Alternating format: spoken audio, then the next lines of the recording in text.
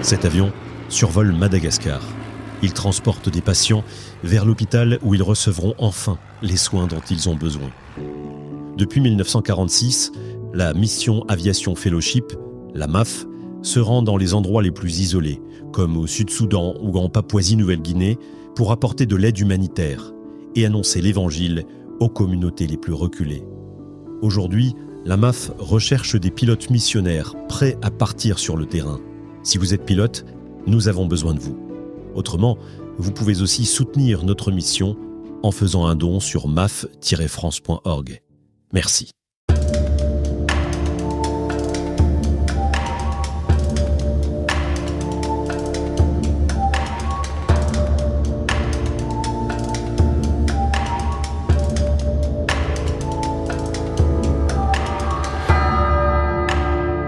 Bibliapédia est une association qui crée du contenu pour faire comprendre et aimer la Bible.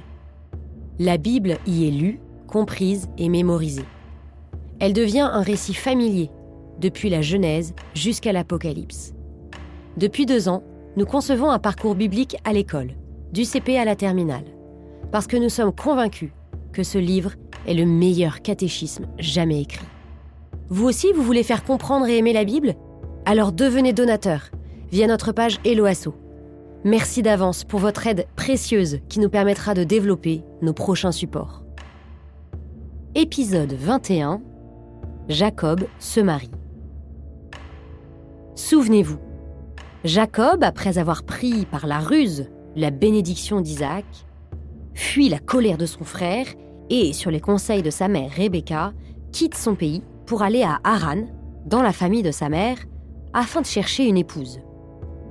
Sur le chemin, dans la solitude, il fait un songe où Dieu se révèle à lui et lui accorde sa bénédiction et son alliance. Une alliance que Jacob accepte avec prudence. Maintenant qu'il a rencontré Dieu, Jacob va pouvoir rencontrer sa femme. Car c'est dans ce but qu'il était parti.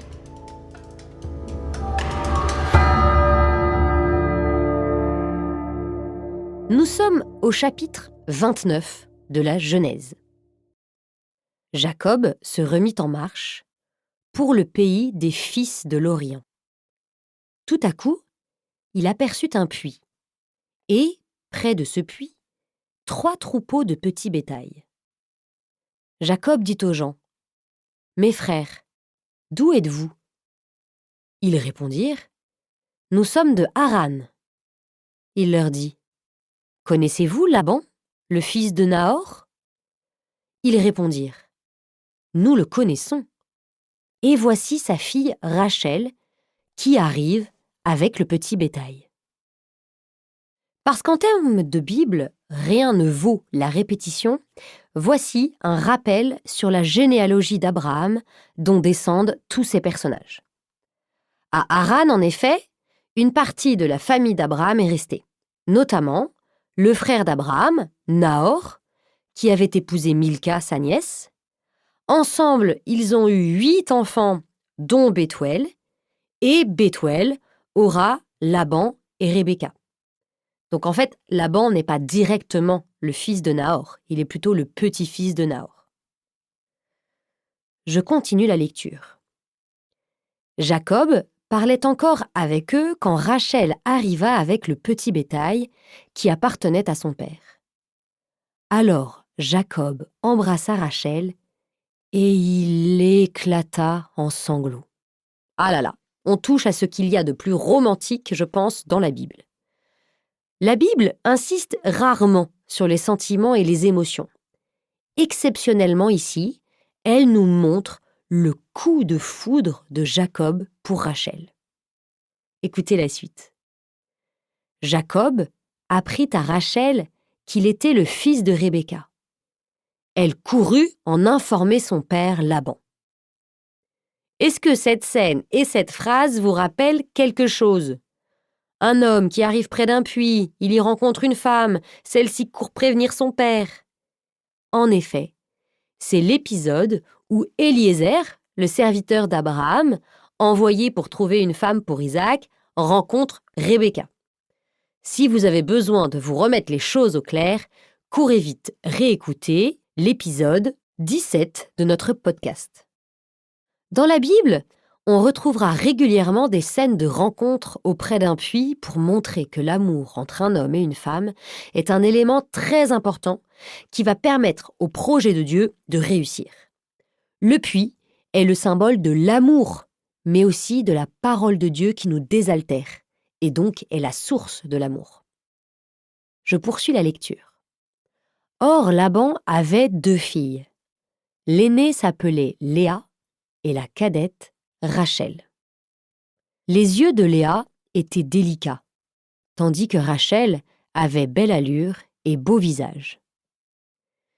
Délicat, qu'est-ce que ça peut bien vouloir dire? Voici comment est traduit ce mot dans d'autres traductions que celles que je viens de vous lire. Les yeux de Léa, mous, nous dit la Bible de Chouraki. Terne, nous dit la Bible en français courant. En un mot, Léa n'est pas la plus belle. Au contraire, la description de Rachel rappelle celle de Rebecca et de Sarah. La réaction de Jacob ne se fait pas attendre. Il dit à Laban, « Je te servirai 7 ans pour Rachel, ta fille cadette. » Laban répondit, « Je préfère te la donner à toi plutôt qu'à un autre.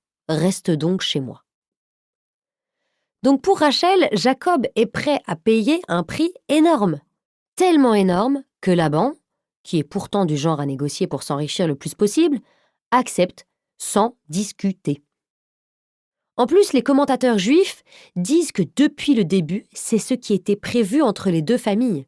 Rachel était destinée à épouser Jacob, tandis que Ésaü aurait dû épouser Léa. Le problème, c'est qu'on sait ce qui s'est passé avec Ésaü. Il a épousé des païennes, des Hittites, et il ne semble pas avoir envie d'entrer dans le projet de la promesse. Aïe, cela risque de compliquer les choses car, à l'époque, la coutume était que l'aîné se marie en premier. Voyons tout de suite ce que cela va avoir comme conséquence. Jacob travailla 7 ans pour Rachel. 7 ans qui lui semblèrent quelques jours tellement il l'aimait. Alors là, on reste dans l'ultra-romantique. C'est le romantique ultime de la Bible.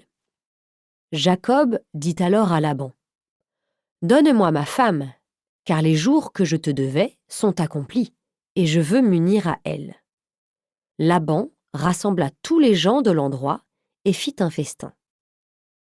Le soir venu, il prit sa fille, Léa, l'amena à Jacob, et Jacob s'unit à elle. Au matin, voilà que c'était Léa et non Rachel. Et Jacob dit à Laban, « Que m'as-tu fait là? N'est-ce pas pour Rachel que je t'ai servi? Pourquoi m'as-tu trompé? » Il faut qu'on s'arrête. Comment est-ce possible que Jacob ne se soit aperçu de rien? Il faut savoir qu'à cette époque, on ne fréquentait pas beaucoup sa future épouse avant le mariage. De plus, la mariée était voilée le jour des noces. Et peut-être que Jacob avait un peu bu? D'autre part, est-ce que cette situation ne vous fait pas penser à une autre situation? Une sœur qui se fait passer pour sa sœur? Et il y a quelque temps, un frère se fait passer pour son frère? Oui, il s'agit bien de l'épisode où Jacob se fait passer pour Ésaü pour être béni à sa place.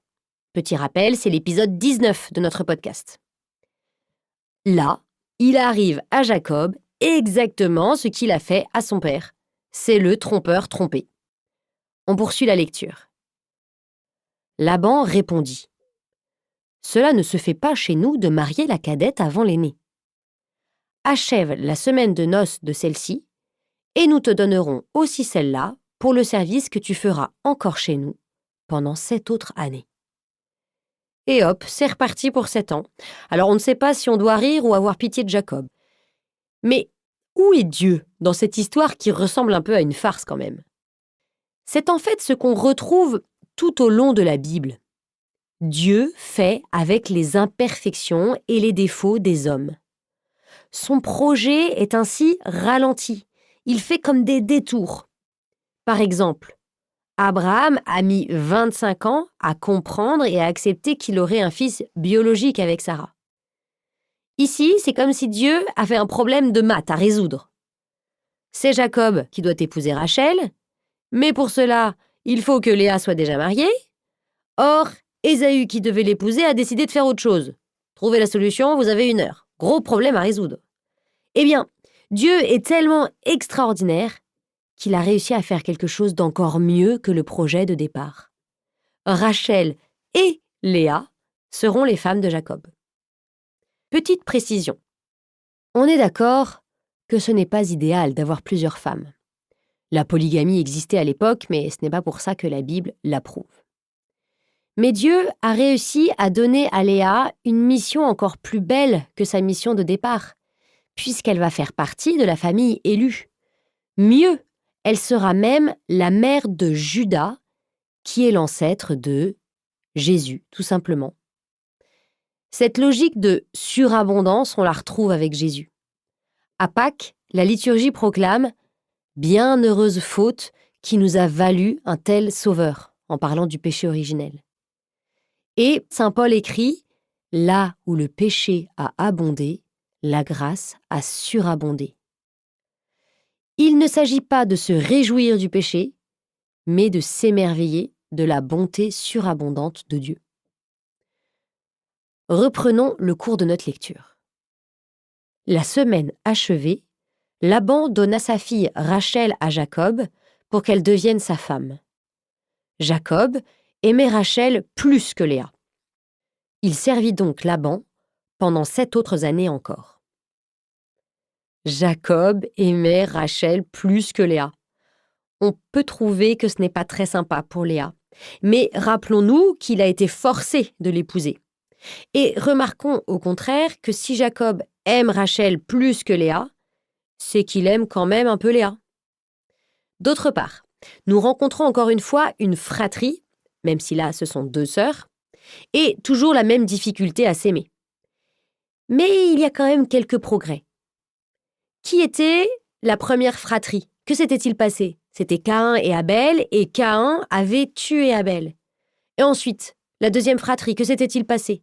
Jacob et Ésaü, et Jacob s'était enfui. Cette fois, les 2 sœurs ne vont pas s'entretuer, et elles ne pourront pas fuir, puisqu'elles sont toutes les 2 mariées au même homme.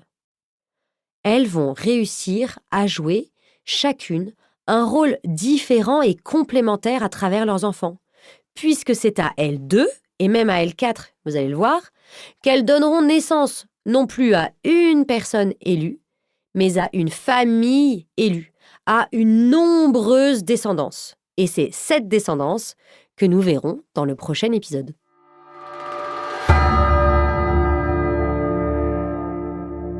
Un grand merci d'avoir écouté cet épisode jusqu'au bout. S'il vous a plu, n'hésitez pas à partager ce contenu et à vous abonner. À bientôt!